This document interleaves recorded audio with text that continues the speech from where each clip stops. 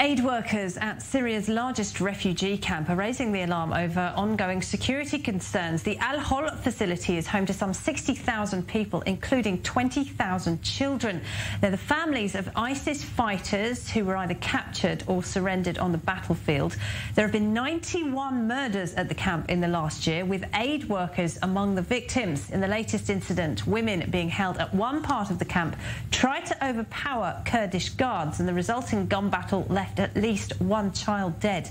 Well, for more on that, we can go to Derek in Syria. We're joined by Liza Shishko, a journalist and blogger who prefers to keep her identity hidden. Hi there, Liza. So tell us what happened and just how common are these types of incidents? There was another incident in the Al-Hol camp, and this incident is no different from any previous incidents in the Al-Hol camp. It is pretty common in this camp and also in another camp that holds ISIS families. This kind of incidents happens every month. There are dozens and dozens of attacks between residents of this camp. And yes, this incident happened, but there is no information confirmed officially by any officials, Kurdish officials, autonomous administrations, or SDF. There are the numbers of casualties and the details of the incidents have not been officially confirmed. And first, the investigation is still going on.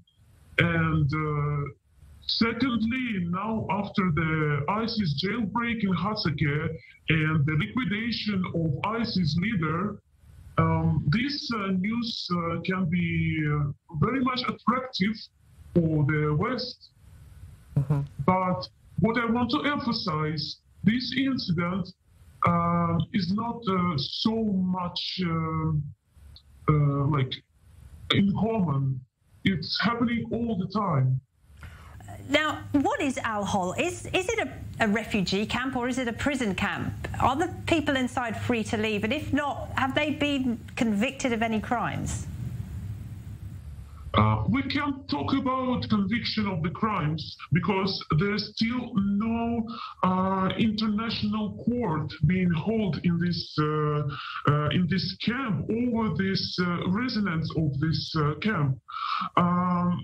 What is important to know about this camp that most of the people who live there now, they are ISIS families. And what is important also to emphasize that they are very much dangerous, and SDF forces, together with global coalition forces, constantly conduct raids in this camp, and they find there different explosives under tents of the camp's residents and weapons. And you tell me if it's a refugee camp, because it doesn't look like a simple refugee camp. What about the children, though, Liza? There are 20,000 children in this camp. I mean, they're not a threat. They're innocent. Who's responsible for them, and what is going to happen to them? Around 5,000 of children under the age of 18. They are foreigners, and autonomous administration, together with their forces, their military forces, internal security forces, they just keep holding them there, together with Iraqi citizens and other like Syrian citizens in this camp, and who are responsible for these children. It is a good question because nobody is taking responsibility until now. And autonomous administration just hold them there like Like, I don't know. Yeah, because Save the Children, for example, says there are around 350 children who have a claim to French citizenship. France has only taken a couple of dozen. The British have taken, I think, 4 children, and there are many more with the claims to British citizenship. I mean, is that process moving at all, or are they just being stonewalled by the Europeans?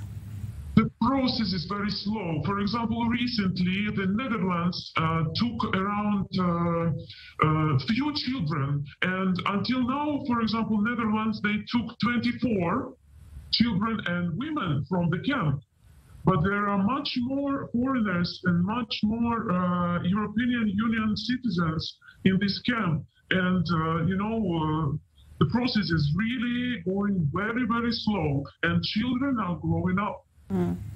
Are you worried about the security challenges? Can the Kurdish forces deal with the huge challenges at this camp and at the prisons, like the one in Haskell we saw recently? Yes, of course, but it is very difficult for the autonomous administration to keep this place safe. But what is important to emphasize again, that there are not just Kurds who are working in this camp. There are a lot of Arabs who are in this camp working as internal security forces members. And also important to know that there are near this Al-Hol camp, around this location, there are Arab tribes who works together with SDF forces to not letting the residents of Al-Hol camp to escape. So it's not just the responsibility of the Kurdish people to keep this place quiet and in peace. So there are also Arabs and many other people who are worried about this.